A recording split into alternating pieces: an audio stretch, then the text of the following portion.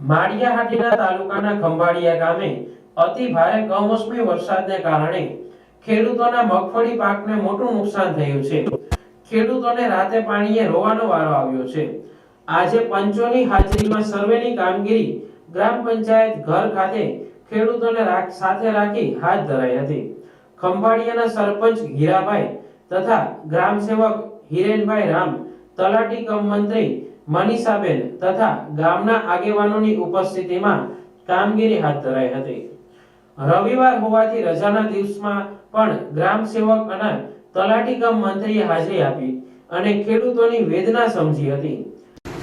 માળિયા તાલુકાના ખંભાળિયા ગામથી હું હિરેન કામડિયા એક જાગૃત ખેડૂત તરીકે સરકારશ્રીને અપીલ કરું છું કે અમારા ગામમાં 100% પાકને નુકસાન થયેલ છે, તો સરકારશ્રીને નમ્ર અપીલ છે કે વહેલી તકે અમને સહાય મળે અને અમારું દેવું માફ થાય એવી નમ્ર વિનંતી।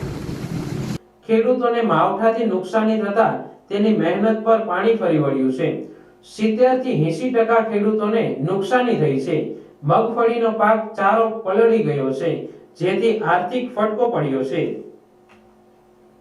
હવે આવી પરિસ્થિતિમાં સરકાર દ્વારા ખેડૂતોનું હિત ધ્યાને રાખી તાત્કાલિક વહેલામાં વહેલું વળતર ચૂકવવામાં આવે તેમજ માલ ઢોરની સહાય પણ ખેડૂતોને ચૂકવવામાં આવે તથા ખંભાળિયાના સરપંચ હીરાભાઈ દ્વારા માંગ ઉઠી છે।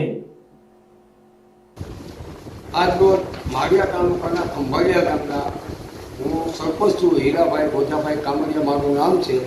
આજે અમે આ ખેડૂતની નુકસાની માટે ગામના આગેવાનો ખેડૂત સાથે રાખી અને અમે રોજકામ કરેલા છે। હાજર રહેવામાં અમારે મનીષાબેન મંત્રી તથા ગ્રામ સેવક હિરેનભાઈ રામ અને બધાની હાજર ઉપસ્થિતિમાં અને અમારા પંચાયતની બોડી સાથે રાખીને રોજકામ કરેલું છે।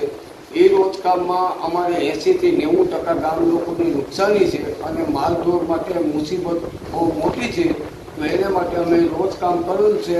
સરકારની લાઈન દોરી મુજબ વહેલી તકે અમને સર્વે કરી અને વહેલી તકે અમને આમાં સહાય અને માલઢોર નભાવવા માટે સારા માટે વહેલી સહાય કરે એવી મારી સરપંચ તરીકે નમ્ર વિનંતી અપીલ છે।